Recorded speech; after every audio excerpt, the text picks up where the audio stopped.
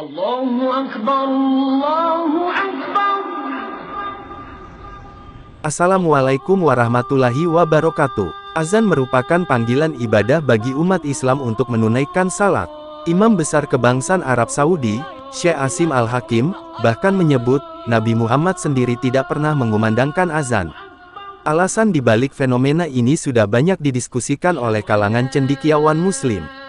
Salah satunya Syekh Asim yang berpendapat, Nabi Muhammad tidak pernah azan karena tanggung jawab yang diemban beliau semasa hidup untuk umatnya lebih besar. Tanggung jawabnya sebagai khalifah tersebut tidak mungkin diserahkan pada orang lain. Sebab itu, beliau meminta bantuan sahabatnya, Bilal bin Rabah, untuk mengumandangkan azan sebagai seruan salat.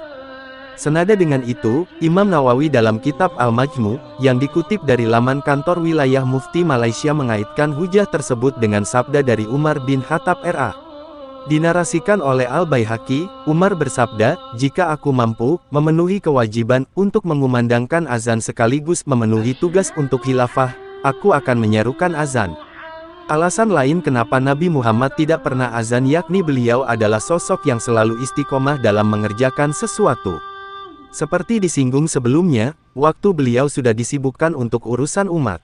Hal itu yang membuatnya tidak bisa berkomitmen dalam hal lain yakni mengumandangkan azan tiap waktu salat. Pendapat ini dikemukakan oleh Imam Izzuddin Abdul Salam dalam kitab Ahsin Al-Kalam. Pendapat berikutnya diungkap oleh Al-Hattab dalam kitab Mawahib Al-Jalil. Menurutnya, lafaz azan sendiri yang memiliki klausa keharusan itulah yang menjadi salah satu alasan Nabi Muhammad tidak pernah azan. Lafaz itu berbunyi, "Bersegeralah untuk salat," bermakna kewajiban langsung saat itu juga bila Nabi Muhammad SAW yang mengumandangkannya. Sebab panggilannya bernilai wajib dan beliau hendak melindungi umatnya dari timpaan azab sebagaimana disebut dalam surah An-Nur ayat 63, yang artinya, "Janganlah kamu jadikan panggilan Rasul Muhammad di antara kamu seperti panggilan sebagian kamu kepada sebagian yang lain. Sungguh, Allah mengetahui orang-orang yang keluar secara sembunyi-sembunyi di antara kamu dengan berlindung kepada kawannya. Maka hendaklah orang-orang yang menyalahi perintah Rasulnya takut akan mendapat cobaan atau ditimpa azab yang pedih." Terakhir, alasan kenapa Nabi Muhammad tidak pernah azan karena adanya lafaz azan yang bersifat kesaksian. Imam Al-Naisaburi dalam Nur Al-Absor berkata, bersaksi kepada Nabi SAW juga merupakan bagian dari azan itu sendiri. Jadi, tidak benar baginya untuk bersaksi atas dirinya sendiri. Jelasnya sebetulnya, Rasulullah SAW bukannya tidak pernah mengumandangkan azan sama sekali. Dalam keterangan sejumlah hadis yang dikutip dari buku Tadhihul Adillah 4 oleh H. Muhammad Syafi'i Hazami, Rasulullah SAW pernah beberapa kali mengumandangkan azan namun bukan dalam konteks seruan untuk salat. Salah satunya seperti yang diceritakan dari Abu Rafi R.A., Rasulullah SAW pernah terlihat membacakan azan pada cucunya yang baru lahir.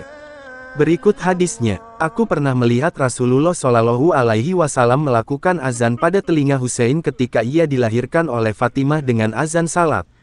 H.R. Ahmad, Abu Dawud, dan At-Tirmidzi. Di samping itu, Syekh Abdullah Asy-Syarkawi dalam kitab Hasyiyatut Tahrir pernah menyatakan bahwa Rasulullah SAW pernah mengumandangkan azan sekali saat dalam perjalanan atau safar. Dikutip dari laman Nahdlatul Ulama Online, ada perbedaan pendapat mengenai lafaz azan yang dikumandangkan Rasulullah saat itu. Dalam azan tersebut beliau mengumandangkan, "Asyhadu anna Muhammadar Rasulullah." Dan pendapat lain kila, beliau mengucapkan, "Asyhadu anni Muhammadar Rasulullah." Lihat Kiai Muhajirin Amsar Bekasi, Misbahus Zalam Syarhu Bulughil Maram Jilid I, halaman 139. Itulah sejumlah alasan yang menyebabkan kenapa Nabi Muhammad tidak pernah azan untuk seruan salat. Meski tidak dilakukan olehnya, beliau beberapa kali telah menyebutkan keutamaan seorang muazin hingga tata cara pelaksanaannya.